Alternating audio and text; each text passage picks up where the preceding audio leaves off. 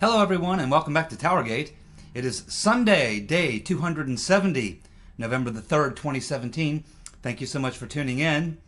I do apologize that last night's video, the Saturday night video, did not get uploaded till probably close to 2 a.m. The video upload failed. It should have been up around 9:30. About once a month it seems like I'll have a video that will be uploading and it will fail. When it does that, you have to start completely over. And once it goes through the upload process and then YouTube's lengthy processing process, it ends up taking several hours to upload. So my apologies that the video got up late, so late last night. Hopefully this evening, Sunday evening's video, will be uploaded before 9 at least. So with that in mind, I want to go ahead and pick up where we left off yesterday on the dossier, because there's so much going on now.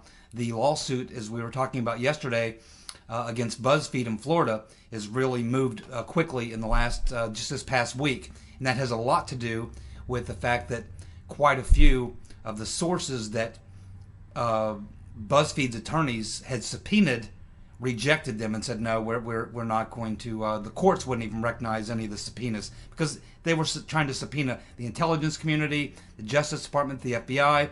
They wanted them to come in to try to give credence to the dossier to help back up BuzzFeed's claim that they were correct in publishing the dossier, because all these intelligence agencies, the FBI and the government, was actively using the dossier in course of an investigation. So this is what they were hoping for. But all that was shot down. All that. So every defense that BuzzFeed has used since the lawsuit began has all been shot down. There are still people left to be deposed, and we'll get to them here in a little while. And but the deal is up pretty much for BuzzFeed, and they know it. That's why they laid off 125 people, and that's why they're now preparing themselves for what I've told you for the past 6 months is coming, which is that they were going to lose this lawsuit, and likely Mr. Gubarev is going to bankrupt them.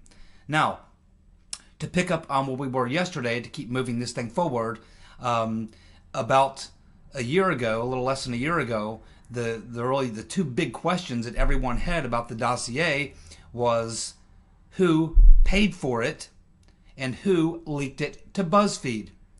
The issue of BuzzFeed actually publishing it is probably more important to you and I and maybe the Trump administration or maybe people here in the U.S. But remember, Mr. Gubarev is looking at this thing from a totally different point of view. Mr. Gubarev lives in Cyprus. He's an international businessman of Russian descent. He owns multiple, 3 or 4 large tech companies. The biggest one in the U.S., of course, is Webzilla. But he has web hosting firms all over the world. And so as far as the politics, the U.S. politics, the Trump, the election, I don't think these things are all that important to Mr. Gubarev. What's important to him is who fingered him. It's personal. So Mr. Gubarev, the two questions he's had since he began his lawsuit was, I mean, he knew who published, the dossier. It was BuzzFeed. That's not in question. They are going to lose the lawsuit. He knows that. That's never been in question.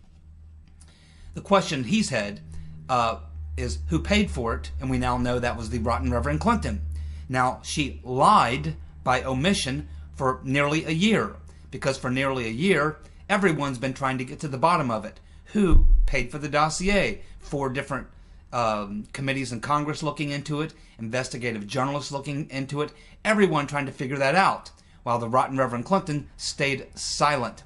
She never came forward and said, oh, that was us, my campaign, we paid for the dossier. She never came forward. It was a lie by omission.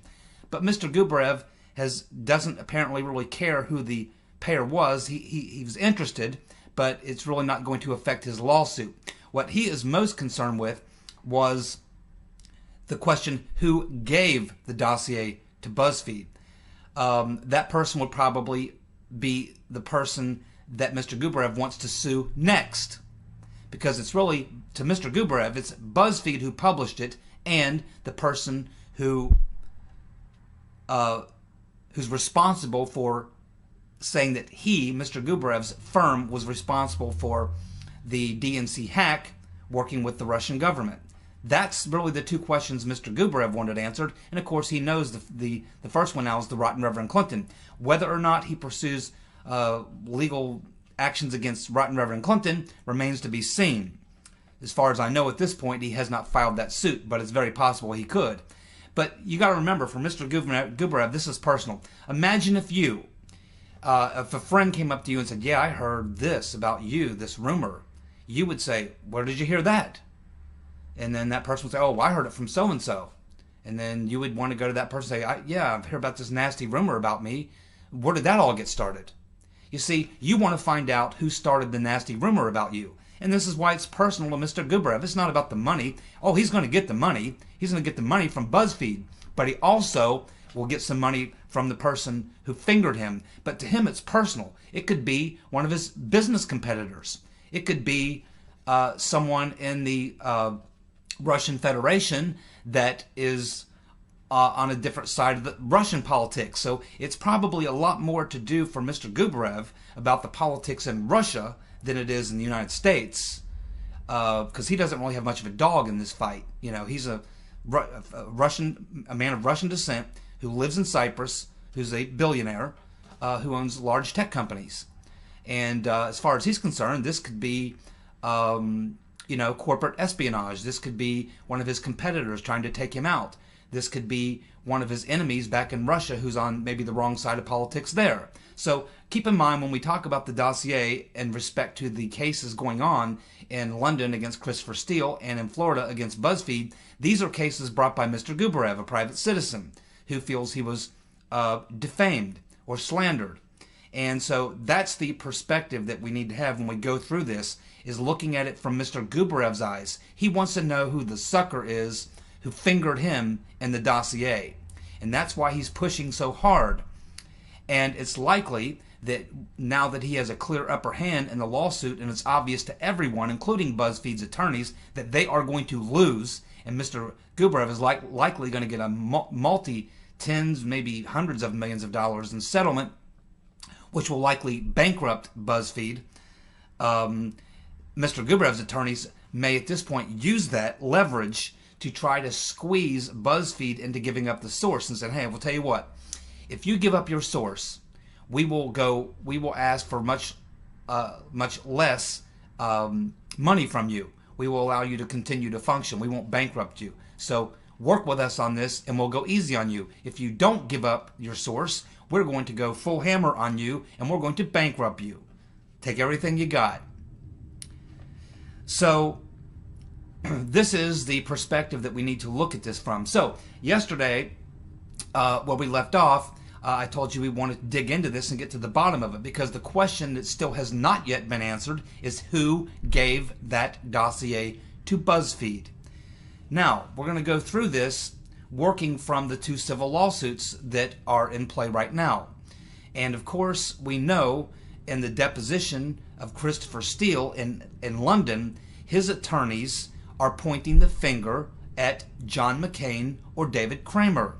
That's who they're pointing the fingers at, because as far as they're concerned, Christopher Steele's attorneys are saying, well, the only people who had access to the actual dossier was my client, Mr. Steele, his partner, Christopher Burrows, also a former MI6 agent, and of course they have their company there in London called Orbis Private Intelligence.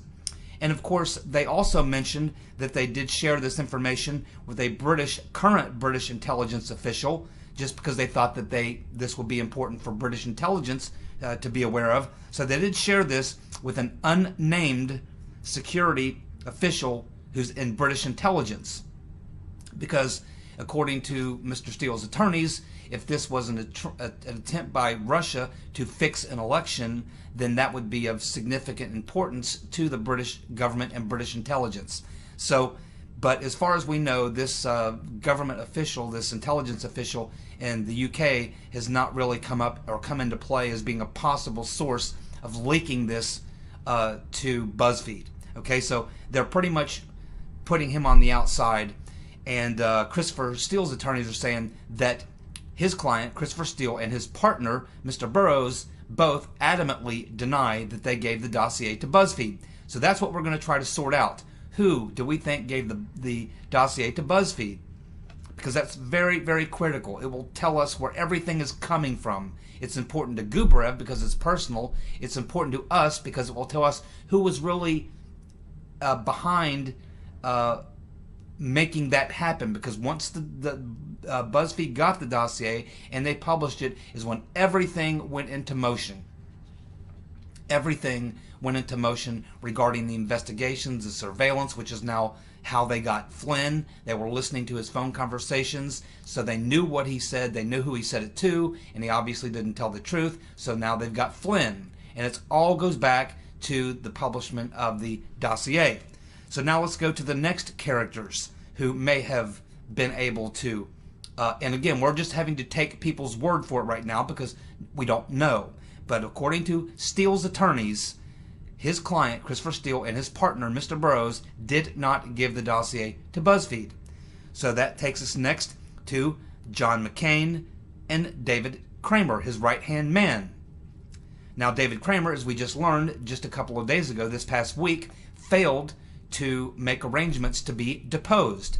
The judge in the Florida case had authorized, based on Mr. Gubarev's attorney's request, to depose Mr. Kramer. Mr. Kramer's attorney were then contacted by letter and told, okay, we have approved that your client is going to have to be deposed by Mr. Gubarev's attorneys, and they give them a time frame. Now that time frame has come and gone, and Mr. Kramer's attorneys have not contacted Mr. Gubarev's attorneys to arrange a date and time for that deposition to take place. So now he is in trouble with the court. So now Mr. Gubarev's attorneys have filed a petition with the court to pressure Mr. Kramer to comply with the court's ruling that he must stand for deposition. Everyone who has tried to contact Mr. Kramer in regards to this, Mr. Kramer simply does not return the calls. He just simply does not participate. And so he's obviously doing everything he can not to participate. I imagine he's hoping to get some government agency or whatever to cover him and say, yeah, Mr. Kramer doesn't have to because he's associated with the U.S. government, blah, blah, blah, blah, blah. He gets a free pass. You can't depose him. But the judge in the case in Florida has ordered that he be deposed, and at this point, that's where it stands. So we will see what the judge does next. He will likely hold Mr. Kramer in contempt of court if he doesn't make arrangements to sit for a deposition very soon. Next, we have John McCain. Well, John McCain has admitted to receiving the dossier from his man David Kramer, and John McCain at this point has only admitted to giving the dossier to James Comey. That's the only person he's admitted to giving the dossier to, and when he's been questioned about whether or not he gave the dossier to BuzzFeed, he has not commented. But I think it's pretty safe to say that John McCain, shaky old Senator Magoo, who's completely computer illiterate, didn't send an encrypted file to BuzzFeed of the dossier. John McCain doesn't even know how to do a Google search hardly, let alone package and enclose a encrypted file and send it to BuzzFeed. So he would have used his right-hand man, David Kramer, to do that. It's also very unlikely, even though McCain, we understand, personally walked into Comey's office and gave him the dossier, it's highly unlikely that Senator Magoo would have walked into the offices of BuzzFeed and given them a copy. It's just, you know, he's not that stupid. He's pretty stupid, but he's not that stupid, and he generally doesn't do his own dirty work. That's why he has Mr. Kramer, who has a long history of being a rat and that type of deep state operator. So why don't we talk a little bit about Mr. Kramer? Who is David J. Kramer? Well, he is a neocon's neocon, and I'm going to go through some of the associations Mr. Kramer has, including a couple very important ones. David Kramer. He was most recently the senior director for human rights and human freedoms at the McCain Institute from 2014 to 2016, a neocon organization. He began studying Russian in in high school. He is fluent in Russian, reading and writing Russian. He's a Russian expert with many ties to anti-Putin Atlanticists in Russia and throughout Europe. He has a Bachelor of Arts in Soviet Studies. He has a political science degree from Harvard. He also, at one time, was a member of the Center for Strategic and International Studies. If you look at the people who are in that particular group, all hardcore neocons. He was at the Carnegie Endowment for International Peace. Nothing but neocons. He was a senior fellow at the Project for a New American Century, the folks that gave us the PNAC document and the new Pearl Harbor. He was at the U.S. Department of State as a special advisor. He was the Assistant Secretary of State for European and Eurasian Affairs between 2005 and 2008, at exactly the time that the Ukraine coup went down, and he's very connected to that. In 2009, he was a senior fellow at the German Marshall Fund, and the president of the German Marshall Fund is Karen Donfried. She was a former special assistant to Barack Obama. He currently serves as one of 3 of the heads of the Halifax International Security Forum. One of 3 of the heads of the Halifax International Security Forum. And where did John McCain, Senator Magoo, and Mr. Kramer say that they learned of the dossier? They say they learned of it at that Halifax International Forum, where they spoke with Andrew Wood, who is also a member of the Halifax International Forum. So that puts Mr. Kramer at the Halifax International Forum, where he joined John McCain there, or probably encouraged him to go there. So it looks like that is exactly what happened. It was almost like a setup to get Mr. Wood, along with Mr. Kramer, to get McCain up there at this Halifax summit so that they could tell him about this. Now, we have disputes between exactly who told who what, because we have Sir Andrew Wood saying that, wait a minute, I didn't inform McCain about the dossier. He already knew. And I didn't really arrange for him to get it. He did it through his own sources. So we have Mr. Senator Magoo and Mr. Wood, and some of the people reporting on this are at odds. It can't be both. Either McCain learned of it at the Halifax International Forum from Mr. Wood, or Mr. Wood learned about it from McCain, or they both already knew. It's hard to say. This hasn't been flushed out yet, but we have a difference in the statements that they're making. It's people looking into this, covering this story, are suggesting McCain got this information from Wood. But Sir Andrew Wood is saying, no, McCain already knew. And of course, Sir Andrew Wood stated in another interview that he was aware of it because it was gossip all over the Halifax International Forum. Everyone knew about this dossier. And of course, Mr. Wood served with Christopher Steele when they were both in Moscow in the 80s, when Christopher Steele was the ambassador to Moscow. So there's a bit of cloudiness in that water, but it's probably irrelevant to the bottom line of what we're trying to figure out, which is who gave the dossier to BuzzFeed. Also, we know that Mr. Kramer also is serving as a member of the Advisory Council for the George W. Bush Human Freedom Project, littered with neocons. All neocons. He's also a member of the Ukraine Today, which is an international supervisory council, which basically does intel stuff, and they feed it to this media organization in the Ukraine where they run propaganda, anti-Putin propaganda in the Ukraine.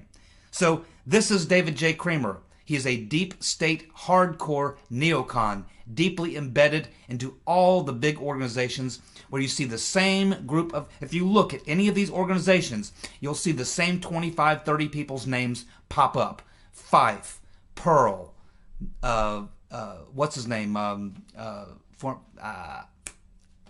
Okowitz or Wekowitz or whatever his name is, Wolfowitz, Paul Wolfowitz, Bill Kristol, Charles Krauthammer, you go Max Boot, you go down through the list of all these organizations. It's the same guys that go like a revolving door in and out of all these organizations, and they're all hardcore neocons, many of them associated with the Project for a New American Century, which gave us the PNAC agreement, which gave us the new Pearl Harbor, which led to 9/11. These are hardcore Zionist neocons, and that's who Mr. David Kramer is.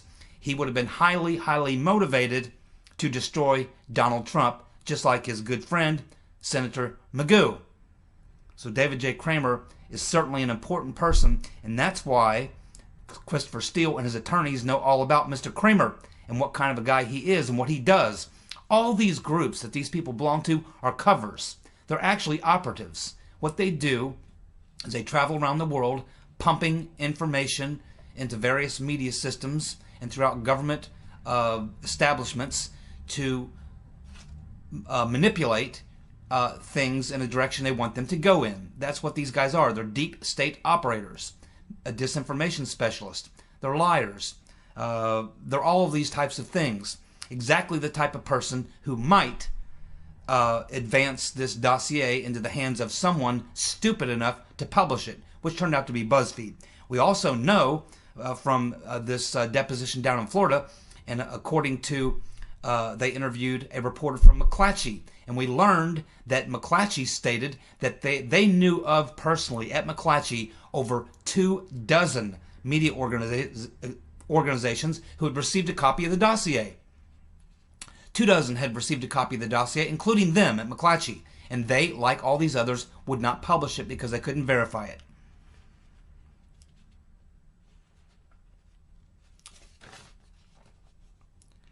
So now let's go to some other players who might be on the peripheral, because, well, actually, let's continue back with where we were here. Okay, so we've covered McCain and David Kramer. Let's go next to Glenn Simpson. Well, Glenn Simpson, of course, one of the owners of Fusion GPS, formerly of the Wall Street Journal reporter. He, of course, says that he did not give it to BuzzFeed, but that BuzzFeed asked him. We learned that in the Florida deposition when Mr. Simpson was deposed. He said BuzzFeed contacted him and he refused to give them a copy of the dossier. Mark Elias. Mark Elias, of course, was Hillary Clinton's general counsel for her campaign and the attorney who worked for Perkins and Coy, who, of course, hired Fusion GPS, who hired Christopher Steele, who hired some intermediaries, who apparently paid some Russians.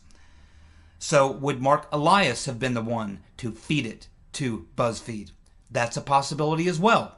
I don't know if Mr. Elias is one of the people who will be deposed, but I would assume Mr. Gubarev is aware of him and aware of his position in all of this. Could it have been Mr. Elias? Then we have, of course, the Rotten Reverend Clinton. She was the end buyer. She was the one that paid for the dossier. It's hard to believe that the Rotten Reverend Clinton would have paid over $1 million for this opposition research, and then along the way would never have been interested in receiving anything for her money. So it's ridiculous. Plus, we know also from an article in the UK Independent, a journalist there who stated that he knows that Mark Elias was being fed information by Glenn Simpson directly as he was receiving it from Christopher Steele. So Christopher Steele is giving Glenn Simpson this info, and he's forwarding it over to Mark Elias. Now, obviously, Mark Elias is not just sitting on it, putting it in a drawer. No, he's giving it to his client, who paid for it. That would be the Rotten Reverend Clinton. And we can assume her campaign chair, who was John Podesta, who was also a client of Mr. Elias. Could it have been the Rotten Reverend Clinton? Well, not her personally. She wouldn't be driving over to BuzzFeed to drop it off. It might have been Podesta, who also has a relationship with Glenn Simpson of Fusion GPS. But what's important here is that the Rotten Reverend Clinton and Mark Elias would have had a copy of the dossier. This is not mentioned by Christopher Steele's attorneys in the case in London. We'll see if it pops up in the case in Florida. James Comey would have had a copy of the dossier. Is it possible that he would have been the one to give it to BuzzFeed? Well, probably not directly. How about the intelligence community? That would be Mr. Clapper and Mr. Brennan. Would they have been the ones? They certainly would have had access to the dossier. Would they have passed it over to BuzzFeed? Probably not directly. Probably would have used some intermediaries, like someone very deeply connected to the deep state and part of that group. And that would be someone like Mr. Kramer. Mr. Kramer, that's why he doesn't want to go to the deposition, and that's why they want him deposed so badly. Because Christopher Steele, his attorneys, for some reason, seem to have a strong impression that that it came from Senator McCain's group. Someone associated with McCain, they believe, is the person who gave it to BuzzFeed. Now let's look at some other players here. We have Ben Smith, who's the editor of BuzzFeed, who's obviously about to lose his shirt to Mr. Gubarev. Remember, he came from Politico. And where was he at before Politico? The Wall Street Journal. The Wall Street Journal, the same place as Glenn Simpson. Now, Ben Smith, of course, was the editor of BuzzFeed who approved releasing the dossier and approving of the publishing of it. But the reporter who actually wrote the story and who obtained the information in the dossier was the reporter Ken Bensinger. Now let's look at Mr. Smith and Mr. Bensinger. Ben Smith is a former Wall Street Journal reporter like Glenn Simpson. He's a graduate of Yale. He is skull and bones. His father was a famous New York judge, Robert Smith, and he is highly connected to the neocon establishment. We also have Mr. Bensinger, who actually is noted at this point, although this is also in dispute, as being the person who broke the Pissgate story. Bensinger says he was granted access to the dossier in December after being aware of intelligence reports of Trump campaign ties to the Russian government. Bensinger says he contacted the source in 2016 at the suggestion of editor Ben Smith. The source showed Bensinger a copy of the dossier and let him photograph it. He would only show Bensinger this information if he promised to protect his identity, that being the source. So there we can see that, and so far as BuzzFeed is concerned, it was Mr. Bensinger, the reporter, on the advice of his editor Ben Smith, who contacted this source. And this source is who gave Bensinger permission to come over with a little camera and photograph the dossier so that he could go back to BuzzFeed and write the story so that Mr. Smith, Ben Smith, could approve it and they could publish it, which they did on January 10th, for which they're very sorry because they're about to be bankrupted as a result. They're finding out why those other 24 media organizations wouldn't publish. So, this is what Mr. Gubarev wants to know, and this is why you can be sure that the last two people probably to be deposed, because you always depose the primaries last, the last two people to be deposed in this lawsuit will be Ben Smith and Ken Bensinger. And as that lawsuit is now wrapping up in Florida, probably I would say in the next couple of weeks, we are going to learn about what came out of the depositions from Mr. Smith and Mr. Bensinger. And because this is a civil case, this information will be available to the public unless the judge rules that there's something to do with national security that must be redacted. But it's likely that there won't be anything coming into play there. So this is where Mr. Gubarev's attorneys find themselves. They want to know who Mr. Bensinger's source was. And of course, Ben Smith would have known that because he's the one that told his reporter, Ben Smith told his reporter, Ken Bensinger, to go talk to this source to get the information about the dossier. So this is where everything has taken us to this point. So if the purpose of this video is to answer the question, who was the person who fingered Mr. Gubarev? Who was it who gave the dossier to BuzzFeed, knowing good and well that we're going to publish, and it would set into motion all of these things, which have led indirectly to, of course, the Flynn situation, the Manafort situation, and others who we don't even know about yet, who are in the crosshairs of Uncle Bob and his Hillary donor posse. So this is where we find ourselves. So it appears to me that what we have going on with who gave or who is behind, because this is really important, because when we learn about who it was that gave it to BuzzFeed, knowing good and well what it was going to trigger, that is going to be the person who is really going to tell us where all this was coming from. Who was really behind it? Was it the intelligence community? Was it the FBI? Was it the Rotten Reverend Clinton and her campaign acolytes? Was it on the McCain side of his neocon buddies who despised Trump? Bill Kristol, the Weekly Standard, the PNAC Group, and all these people. So, and remember, the Rotten Reverend Clinton is deeply associated with all these people. Both the Rotten Reverend Clinton and Bill Clinton have been members of many of those organizations I just read to you. They have given speeches at those organizations, collected money from them organizations. So I think that when we get to the bottom of this, we probably will get the name of that person if Mr. Gubarev's attorneys can squeeze that hard on Mr. Benziker. But ultimately, I think what we're going to find out is just like in the case of the Dossier, where the Rotten Reverend Clinton used Mr. Elias, who used Fusion GPS, who used Christopher Steele, who used intermediaries, who used the Russian sources allegedly. We are probably going to find that the person who actually fed it to BuzzFeed and said, yeah, here, go ahead and publish it, here you go, that source, we're going to likely find out it was the same type of situation where that source was behind them was someone else, behind them was someone else, behind them was someone else, behind them was someone else. This chain of people. But when you follow that chain and you get to the bottom of it, my guess is you're going to find the Rotten Reverend Clinton, and probably working with neocons are probably going to be up to their eyeballs in it, and possibly the ones who fed it to BuzzFeed. But we'll keep watching the civil lawsuit, but I expect that in time we are going to get the answer to that question. And Mr. Gubarev will get paid. And we will all find out who was really the central scrutinizer, the one really pushing which direction this all came from. Everyone was in play, but someone set this all into motion, and that's what we need to find out. Thank you for tuning in. I'll be back on Monday, and we'll get back to some normal TowerGate topics. There's much to cover. Thanks so much. You guys have a good night. Bye.